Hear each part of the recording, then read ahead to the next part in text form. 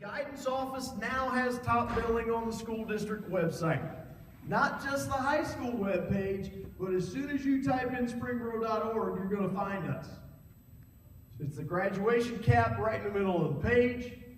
For some reason, my projector appears to be falling. That's better. It's not great, but we're going to go with it. Once you click on that, you'll get a drop-down menu and it'll show you a whole bunch of options, one of which is the program of studies. The program of studies is a highlight for us in this presentation because we want to make sure everybody understands what it's for. That document drives the decisions that the building has made about our course directions. It lists for us prerequisites for every class. I'll show you that here in just a minute. It shows you all of the maps and options and available classes in each department. It talks about clubs and activities. It talks about awards and graduation requirements, NCAA eligibility, and all kinds of wonderful things that a lot of people are unaware of. Your kids are aware of it. They will never admit it, but they know it's there. This document is a PDF file. Once you open it up, you'll get to a wonderful cover page and a table of contents, and as you scroll through it, you will eventually get to the classes. The departments are listed in alphabetical order, so it starts with the business department, or aerospace science department, and business department, and so on. I stopped with a sample page from the science department because it allows me to demonstrate the 3 different levels of classes I'm pretty sure you know we have. The top, oh, I got a different page, it's a different presentation. Dude, that's what happened today. See, I used science in all the other presentations 12 times today, and now I'm on this one. I picked math for your group because it shows us a little bit of every grade level, different courses, geometry, algebra 3, pre-cal, all that stuff, and how they all kind of mix together in the department. Because you're at that phase now where you probably are done with Algebra 1. Maybe you're in the middle of Algebra 1, you're deciding, do we take geometry or CP or honors geometry? What comes after geometry if we're currently in geometry right now? And how do we make those decisions? Did everybody get a gifted letter?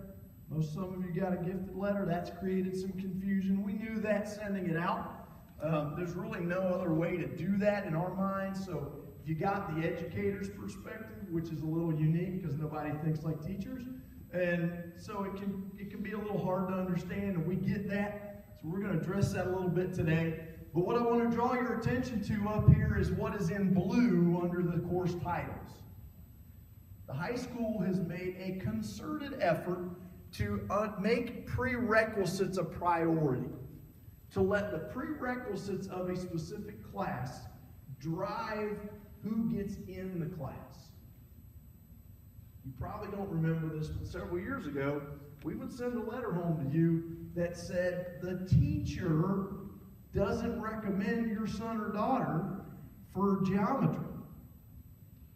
That creates some pretty bad emotions because now I run the risk of my son hates his geometry teacher. She doesn't want him in that class. Oh, we don't want to do that. That is not, remember, this is a non-adversarial conversation, so we don't want that part of it. What we want to do is say, hey, look, this is the minimum grade you need to get to move on to the next class. That's what colleges and universities do, and that's the direction we want Springboro High School to go. So that document is going to drive those decisions, and I want you to be aware of every class has those. Some of them have been accidentally miswritten. They're not totally unclear, but they've got little glitches, and it might cause a little confusion, but we are pretty confident the majority of them are accurate and fair and consistent across a grade level and also moving up as you go toward graduation. Okay? So, what are the graduation requirements? Briefly, I'm going to go through this. This is not for you. That is for you. The class of 2018, that's right. 19. Well, that would be you guys. You're the and beyond. I really sorry. 22 credits to graduate, get your diploma. 4 English, 4 math, 3 science, 3 social studies, an answer for phys ed, 1 fine art, half a financial literacy, and then 5.5 elective credits. Okay? This is posted in the program of studies. It is also online. This presentation, this exact PowerPoint, is available on the guidance webpage right now as we speak. Okay? So, let's keep you from having to take too many notes. Your group is now under a new set of testing rules. They will take an end-of-course exam in English 1 and English 2, Algebra 1 and Geometry, Biology, U.S. History, and Government. They get points for those. The points are anywhere from 0 to 5. You have to accumulate 18 total points from those tests. It is designed in such a way to take advantage of a student's strengths. So if a student is really talented in math and they get a series of 4s on the math tests, but they're not really, outrageously gifted in English and they only score 2s on the English test, they balance each other out as you go through the whole battery of exams. It's a little confusing at the start, but it works out fair for the kids. It also allows us to let them focus in areas that they prefer to focus while still maintaining some pretty reasonable standards in the areas that they're not that comfortable with. The graduation requirements haven't changed much from what we talked about last year. They still have to have at least Algebra 2 to finish their math requirements. They have to have social studies, world history, U.S. history, and government. The PE question I'll get to later. The financial literacy component, for those of you that need to know, that class is actually called Introduction to Personal Finance. Some of you might be in it right now. Some of you might be looking forward to it. It has been a wonderfully accepted class. I think the kids have enjoyed it more than what they expected, and we know that the teachers have had a wonderful time teaching it, getting kids to understand. Yes, ma'am?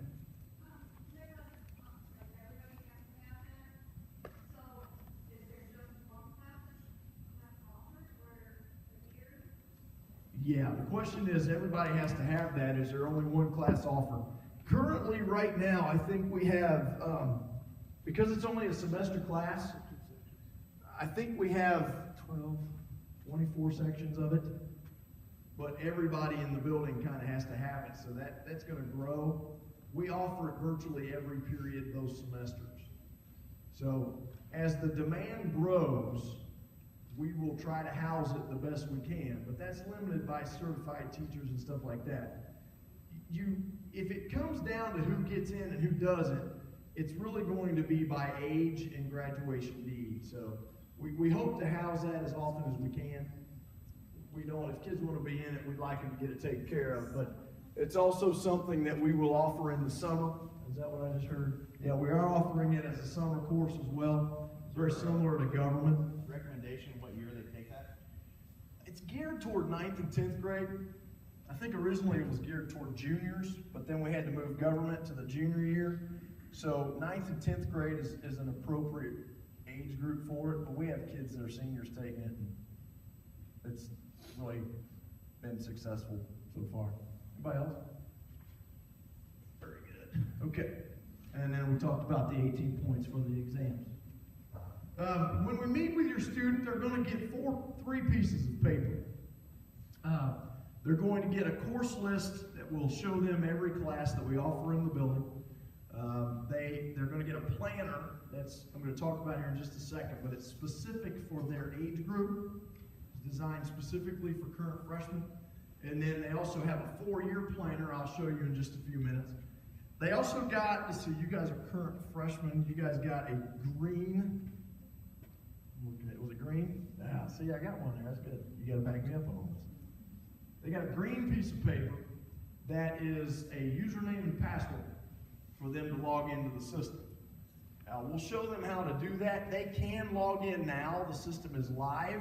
So if they know how to get on and they want to go ahead and do it, by all means, let them do it. That's not going to cause any trouble. But we're going to talk to them specifically about it in a couple of days. That's the English one. Yeah, okay. So this is for your class. You're going to get a piece of paper that looks like this. I don't have a laser.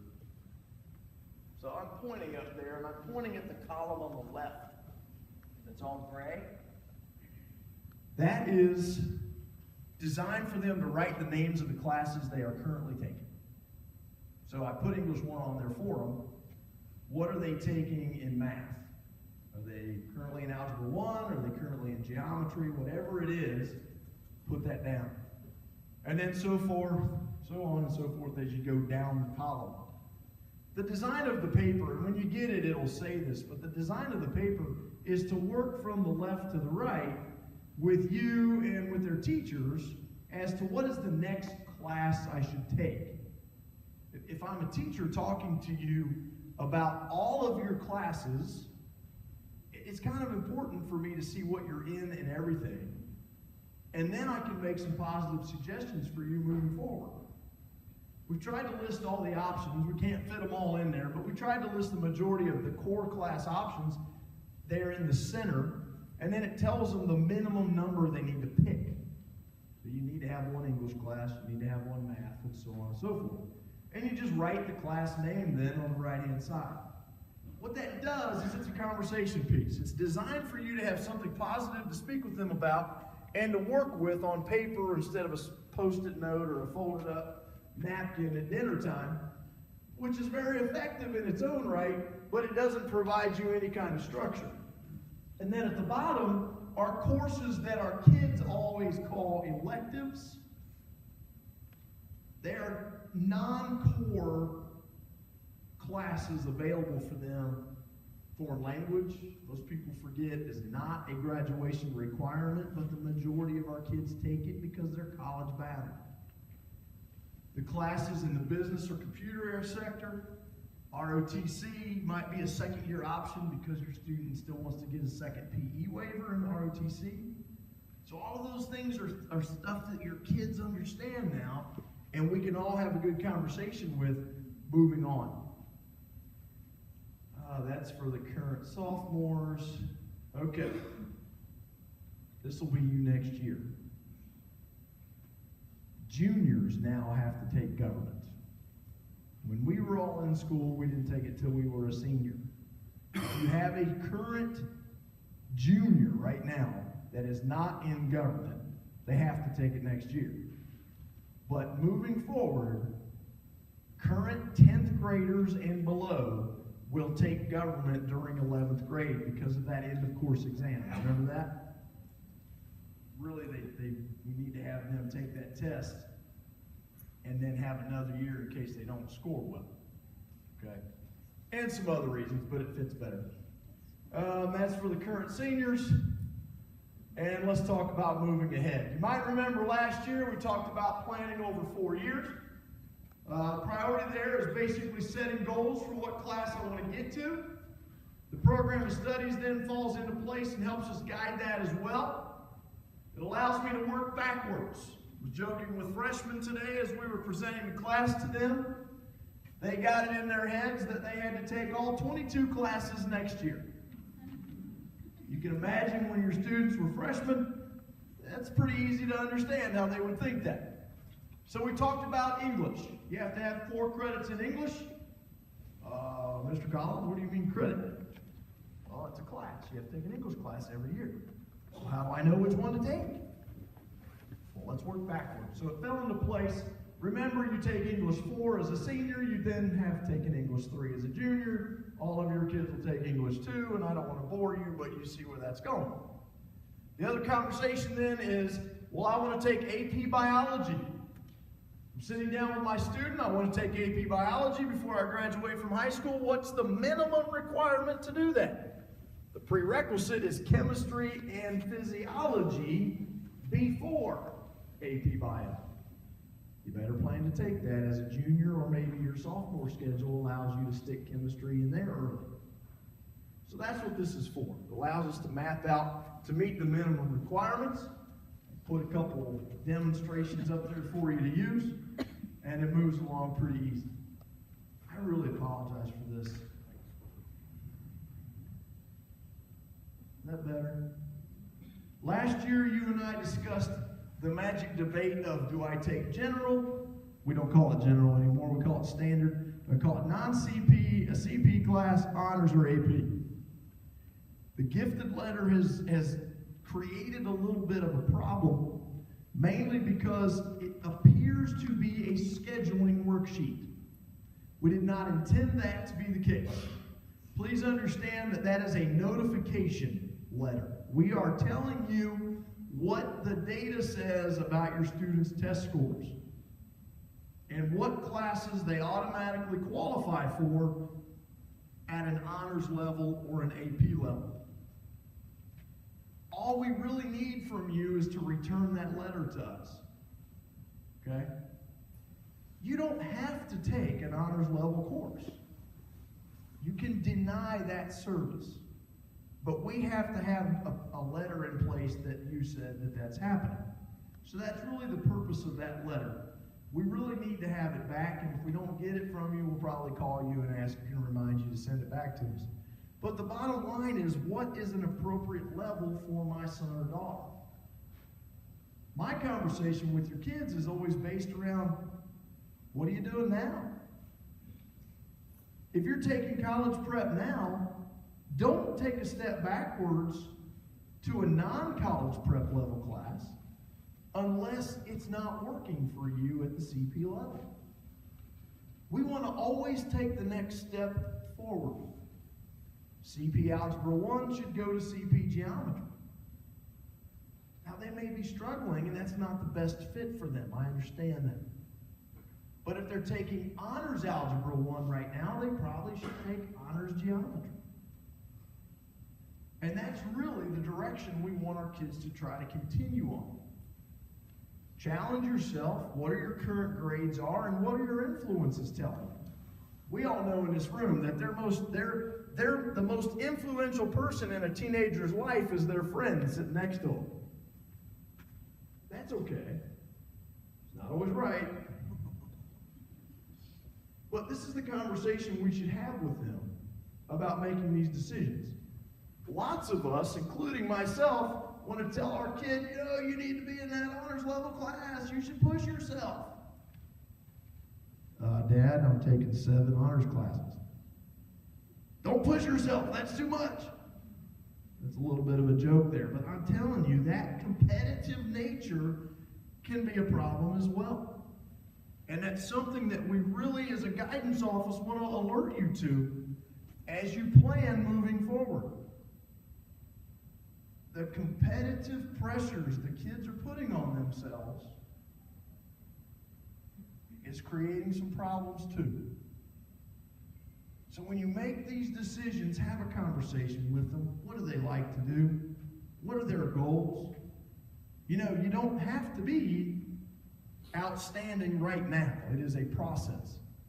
And that's what we're trying to get everybody to be aware of and be involved with. If you're gifted, and you've got a gifted identification, you qualify for an honors level class right away. No questions asked. The other question then becomes, what if my student's not gifted? My own student wants to be in honors English, not gifted in English. Can she take honors English? Absolutely. Right now, in the English class that she's taking, she has a 95%. She can take honors English. Nobody's going to question that. Because that is the prerequisite level we've set for kids that don't have a gifted ID. Mr. Collins, my son should be in honors, but he's okay with getting B's. I'm not okay with it, but we got to live with it. Put him in honors. That's fine. I know those kids. You guys know those kids. They're okay with getting an 85. They drive you crazy. But they're okay with it, so I'm not going to fight them. Perfect. The only problem is that's not an automatic qualifying that you don't meet the prerequisite, so you can do an override. Simply fill out an override form that says, Mr. Collins, my son doesn't meet the grade level prerequisite, but I want him to be in that class. Okay? Nobody's going to question that. That is a decision you and your family have made. We're going to put them in the class you want them to be in. No one is going to tell them no unless we know in our head that that is a bad fit. And I have no problem talking to a kid about what a good fit is. And I promise you the rest of our guidance staff is extremely competent in this stuff and can have great conversations with your students. Fortunately, that decision doesn't have to be made yesterday. You know, we can make this decision over the next month or so and talk to the people that matter. Moving on. Okay. A couple of basic things that are new for you this year. Actually not new for you this year. They'll be new next year. But the minimum number of classes they have to have in any given day is 6. Current sophomores can have 1 study hall. They're not required to have a study hall. Some of our kids only have a semester of study hall. They like it that way. That's perfectly okay. But I would remind you that they need to be eligible. You have to have 5 credit granting classes to be eligible. So, I mocked up a schedule for what their day would look like. You take this home to your kids, what's Mr. Collins doing? That's stupid. That's kind of the way they are. But this is what I like to get them to think about. Everything's done in semesters. English is an all year, math is an all year, social studies and so on. Your kids still have to take English, math, science, and social studies next year. The question is which one? Student in this particular case wanted to take 2 semester electives. They wanted to do art class and health because they didn't take health as a freshman. Those are semester classes. 1 each semester is great. Going to take the 2nd year of my foreign language or 3rd year of foreign language and have a study hall. That schedule accounts for 7 periods in a day, 6 classes. So when I draw that out on my little scheduling sheet, that's what I'm looking for. Do I have 6 classes scheduled each semester? Okay? Athletic eligibilities, those rules haven't changed. 4th quarter grades make you eligible for the fall term, for fall sports. Kids must pass 5 credit granting classes. Phys ed and study hall do not count. Summer school credits do not make you eligible, and you have to have an average of 67%. PE waivers, we'll explain this again to everybody. The PE waiver is available for students that participate in interscholastic sports sponsored by Springboro High School. We have lots of kids that do activities outside of the school, and I have no control over that. Only interscholastic sports sponsored by Springboro High School. ROTC would count as a PE waiver as well. Marching band and those associated with marching band like color guard can count as PE waivers. We want them to be done with those relatively quick. We have some senior problems right now, currently as we speak, kids having to take PE classes because they didn't plan properly. This is something that we are on them about on a regular basis. But they really won't listen to us, so please take care of that. That is not a comfortable feeling going into the spring semester your senior year and hoping you don't break a leg and can't participate in phys ed. The PE waiver, I've already covered that, so I'm going to skip that one. So what's new for this year? Moving forward, we're going to have some new name changes for classes. We're going to add a government level. I don't know if you have this with your older children or not, but we've only always offered college prep government. There's never been a non-college prep government, but we're doing that starting next year. That'll be available, 3 levels of government. We're going to add AP Calculus BC. We are adding AP Macroeconomics. Now a sidebar here real quick. You know that financial literacy credit requirement? Your kids can take AP Microecon or AP Macroecon, and that counts as the financial literacy credit. Okay? Those are full credit classes, but those would count. They don't have to take Intro to Personal Finance if they're planning on AP Micro or AP Macro. Okay? So that kind of eliminates a class for them, creates a little bit better option. We're changing the name of the family living, the work and family life classes of food and nutrition and family living are changing names. We're adding the Project Lead the Way 4th level class, which is digital electronics. We're ready to add that this year. We have gender-specific PE for men and women, and then U.S. military history is a Part 1-2 class. Those are full credit classes. You can take them over multiple years as a social studies elective. This is a change for your kids. Did I back up? Project Lead the Way. Yeah. How many levels? How many classes are there? There's 4 levels. There's 4 classes. I don't know that levels is appropriate. At least on my history of thought. Well, I don't remember the names off the top of my head. I really apologize for that. But when we started 2 years ago, we only had 1, and it was the introduction to engineering, I think is what it was called. Last year, we added step 2 to that. Principles of engineering, thank you. And then this year, we've added the digital part. We're going to have 3 now? Yeah. We're having the 4th one then. See, I'm losing my mind. We're on number 2. The Project Lead the Way is a program of classes that you take. And so we've got them in sequence as we need them right now. How's that? That comes out clean. So if someone's getting to be a sophomore, they can start at the beginning now. Yes. Yeah. There's no limit where you can start. Yeah. And truthfully, it's kind of a math thing. If you're already done with Algebra 2, you might want to talk to your counselor and go ahead and skip to the second one. There's a second level. If you're done with Algebra 1, you're a sophomore and you're going to Algebra 2, you might want to move to the next class. They're really good.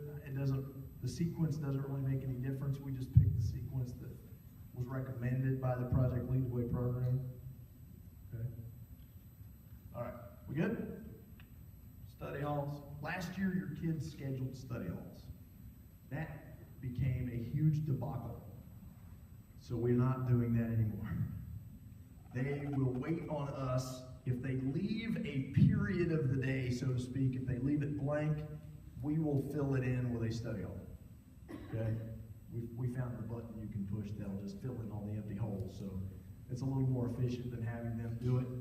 I had a senior pick 5 study halls last year. Ugh, bad mess. This is becoming a hot topic around here now. This is College Credit Plus. I'm not going to go into too much detail about this, but your kids are getting to this sort of planning stage for this program. College Credit Plus is the ability for the kid to go to a college campus, take a college class, get the college credit hours directly from the college, and then we recognize that as high school credit. Okay? Each university in Ohio, each state university and community college is required to have a program in place, as well as all state public high schools. The tuition is covered by Springboro, and most of our kids attend Mum and Sinclair, Wright State. Those are the particular places they like to go because of their location, and they're easy to get to. But there's some good opportunities here for kids that are ready to move to college-level coursework. You have to test college ready, which for most of our kids is it's pretty simple. It's not that challenging. You take their college placement tests, which our kids have been tested out of their minds, so most of them can go in there and do that pretty easy. And then you schedule a time over the summer to set up your classes. The only piece right now that we require is you don't commit to that until August. You have to start planning for it in February, but you don't actually make those plans with the college and university until late July. So you make a full schedule with Springboro, and then we take you out of classes that you don't want to take here. What we have found sometimes is we don't have a space for them to go into if they do it the other way around. So just plan a full schedule. We'll tell the kids that as well. And if we find students that don't have a full schedule, we'll make sure that gets taken care of. But this is a pretty good deal. There is a meeting next week. We will have college representatives here to talk to you about it. Mrs. Bohink has a wonderful presentation about how Springboro High School handles that process. And it is a lengthy process. It's super easy, but it takes a lot of weeks because we're at the mercy of the universities, and they don't start doing anything with it until about June 1st. So we have to apply early, sit around and wait, and then we go visit them and take care of it over the summer. Question. Yes? What year can they start that? 7th grade. 7th grade? 7th grade. I don't know about you, but I am not sending my 7th grader to a college campus. And I know my boss will not let me have time off to drive him there. We have a lot of students that decide to do this are going into their junior and senior year. The reason, you go back and you look at your graduation requirements, a lot of those are done by your junior year. And so the next phase is, you know, what's next for me? I've got my graduation requirements. What's a good fit? And some of them really, it's a pretty good fit. So something to look into. I would strongly, even if you don't plan on doing it right now, going into next school year, I think it's worth going and seeing the meeting so you can kind of picture in your head what that would look like. Okay? There's another question I thought. Yes? Do they offer online classes? Yeah, you can do it online as well. As long as the university or college lets the kids take online. Yeah, Sinclair has half a dozen online flexibility built into their program. So we have some kids that do online with Cedarville. Some of the private universities in Ohio do it as well. Cedarville will be one. Anybody else? Okay. Summer school. Guys, we're going to put summer school information out right after spring break. Currently, we only offer credit recovery in the core areas. So really to take summer English or summer math, you'd have to fail a class. That's not a good idea. We do offer original credit health and phys ed. That's been a staple. We will have the financial literacy class as a summer school option this year. And then we also have government. A lot of our seniors like to do that and get government out of the way in a relatively few number of days. It's a longer school day form in the same class. The only piece that we ask is that the seniors, if they're planning on summer government, don't put government on their schedule right now. That's a different story. Probably doesn't affect you guys. Schedule changes as we get toward the end of this. We are going to turn the online system off on February 24th. So you won't be able to get online to make changes, but you can communicate with us in the guidance office until March 23rd. We'll take about a month to get all this stuff settled. After that date, we really have to start planning for next school year and accounting for the large numbers that we have. So we have to plan all that stuff out. We don't make any schedule changes after that, and we're going to hold pretty solid to no schedule changes coming in the next school year. So it's important to have those good conversations about your decisions. Everything in our building, and I mean everything, is driven by what the students put in to take. So if we have kids, we have a certain number of kids that sign up for a class, and let's say we have 42 kids sign up for entrepreneurship. Okay?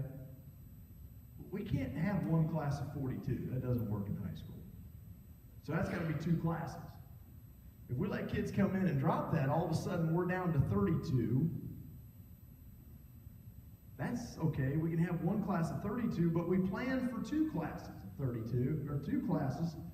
And now we've got a class that only has 6 kids sitting in it. That's not an efficient way to go. So we make our cutoff at 21 going in, and we need to know these schedules pretty solid, and we try to toe the line with this. It doesn't mean we're not going to make schedule adjustments if it's not a good fit, but we're going to require the kids to go do what they need to do in the class, and then we'll make those determinations as we move forward. You'll notice there's a drop date and everything in the program of studies. That is, the drop date for those classes is a change in procedure for us this year. And it's actually going to be as you get past the first 9 weeks of the school year that you're going to be able to make those changes, okay? But that's not going to happen just because I'm not getting the grade that I want. And I think that's a huge, huge thing to get across to people is if you're Mendoza, if you ground your kids for anything less than a 90 and they're in a class and they're getting an 88, that's not reasons for us to drop them out of the class. Those are really painful conversations. They're awkward, and most of us leave unhappy. But understand, it is not a feasible thing to do to just be dropping kids in and out. Okay? So bear with us with that. We want to work with you. We want this to be a positive experience for everybody, but we're not going to make those schedule changes. I talked about those already. All right, online scheduling. Your kids are going to see this. They're going to know how to do it. Like I said, some of them have emailed me today asking me how do I schedule a study hall. And we haven't talked to them yet, so I know they can get on. But the directions are on the Springboro website.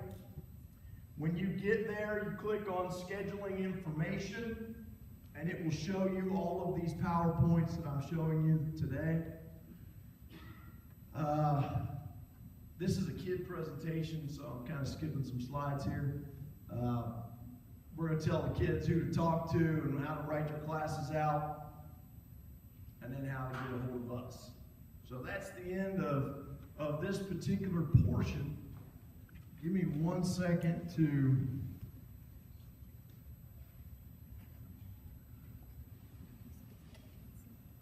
that's not it. There we go.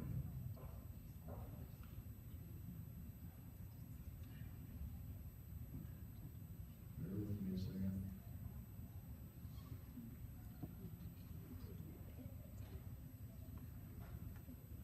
Okay. This PowerPoint is the directions of how to do the online scheduling. When you go to the scheduling information page, it'll open up. You can click this open and run through this PowerPoint. It takes you step by step on how to pick classes. The kids know that highlighted web page is the secure website for logging in and making class selections. It's the same thing they did last year. For those of you that are old pros at this, the process hasn't changed. I don't have the means. There we go. That's what the login page looks like. And I have lost my mouse. There we go. Their page will open up, and they click on the drop-down menus, and it'll list all the classes that are available for them to pick. Click on the little boxes, and then they'll populate their classes for them. You can see that right there. That's what we want to get done by next Thursday, and submit that to the guidance office. After Thursday night at midnight, that system will be turned off, and then any student that's not done will have to manage manually, and we will make any changes for you. Remember, there are two kind of confusing deadlines. We're going to turn that system off on the 24th of February. We are going to stop making schedule adjustments on March the 23rd. So we still have over a month to make schedule changes. If we don't turn that system off, the kids will tear it up. We'll end up with 1,000 selections, and I picked 15 classes and didn't delete the ones, and just a mess. Excuse me, Yes, you're saying the 24th? the 24th of February, we're going to turn off Which is a that. Wednesday, but you said Said Thursday. Thursday? I'm sorry, I'm losing my mind today. So is it Thursday or is it This is the seventh Wednesday? time I've done this presentation. I'm just. What day is the clarifying. 24th? Wednesday. Wednesday night at midnight, the system will shut off. Just checking which one. I'm not good at that old calendar stuff. Yes, ma'am. Back to the testing requirements that they take, does that take the place of the OTT? Yes. Okay. Yeah. So that's in addition to their final exams? Yeah, they'll have a final exam as calculating their grades for the class. The end of course exam is the state mandated test they take in a subject area. Anybody else? Yes. What if it said that they had to take the end of course exams for algebra, Mhm. geometry, what if your students already taken those classes before getting this? Okay, that's a great question. So our student has already taken algebra before they got to high school, and they didn't take the end of course exam. Correct me if I'm wrong, you guys. If I took algebra before I got here, it's an automatic 3. So they already have a 3 on the class, on that test without taking it. Yes, it would be applied already. Same with geometry. So if they've already completed those classes, they already have 6 points toward math. Okay? Yep. Now, there are some other loopholes in that testing window that are on the ODE website, and they're all listed in the program of studies as well, alternative testing measures. So for example, does anybody have a student taking AP World History this year? Okay. Now, this doesn't apply to AP World History, but they're likely to take AP US History, right?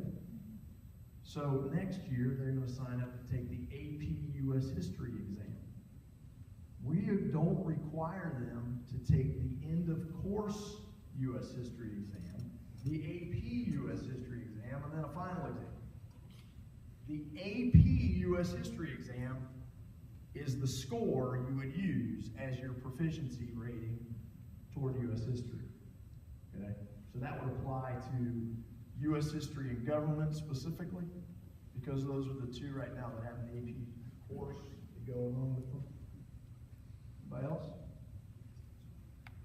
Come on, I wasn't that good today. Yes?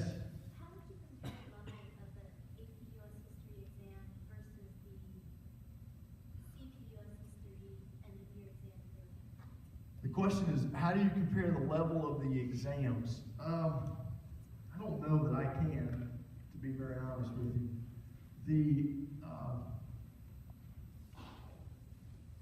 The end of course exam is designed for any student that took a typical high school U.S. history class. So it has standard objectives that it's going to test over. The AP U.S. history exam is based on a college level AP U.S. history class. So the U.S. history class they take is equivalent to a college U.S. history class. So that class is much more challenging and has a lot more analysis built into it, a lot more document reading and comparison. I like to tell the kids you don't answer multiple choice questions in an AP class, you write out all of your answers. Okay? The end of course exam is driven by what Ohio says these are the standards in U.S. history. The AP exam is driven by the standards the College Board has collected as necessary based on its college professor input. Is that reasonable? Okay. Anybody? Yes? Two-part question. Can you say again what students typically take in the summertime? And then do they also have to have that filled out by the 23rd of February? No. First of all, let's work backwards. Part two is, do you have to have summer school filled out by the 23rd? No. We will take summer school registration up to the day class starts, which is the first day after school is out. So the 31st or whatever the Tuesday is, Memorial Day after graduation. So you can take summer class. Really, the main classes our kids take are government, health, and phys ed. I expect our numbers for financial literacy to go up in the summertime. I think that'll be a pretty good draw. Pretty good in our minds is somewhere between 40 and 50. That's a pretty good sized group. That would be about 2 classes. Anybody else? Yes. I've heard that one of the biology teachers told the kids that there might be an honors chemistry class, but obviously it's not in the program of study, so I'm presuming that's not enough. Not this year. I can't speak to next year yet, but yeah, just regular CP chemistry is the class. Yes. What about the physical science biology test for the kids that opt out of physical science this year in biology? The kids that opted out of physical science, now this is going to be another confusing little twist to the whole program, but physical science is not a required test anymore. So,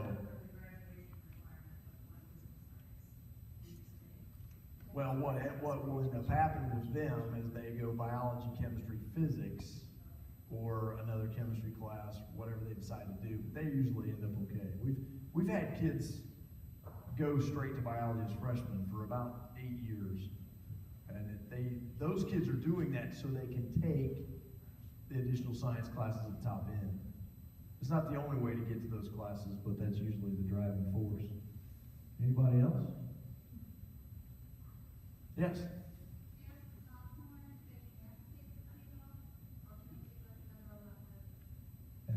the students are not required to have a study hall. I just tell you the majority of kids do, but they're not required. They can take 7 classes if they want. It's not unusual for them to take 6.5 classes. Maybe a student that's involved in the band wants to have a study hall during the spring or during the fall.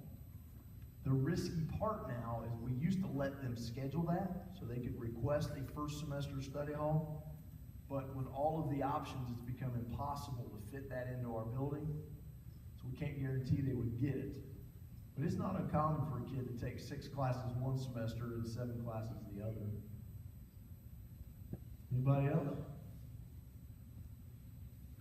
Guys, it's been a wonderful day at Springboro High School, but we're going to call it a day. If you have any other specific questions that we did not answer in this presentation, feel free to contact us. Our email lines are open. Be patient because everybody is emailing us now. We will try to get back to you. And like I said, be patient. If we miss you, it's on accident. It's not intentional. Have a great night.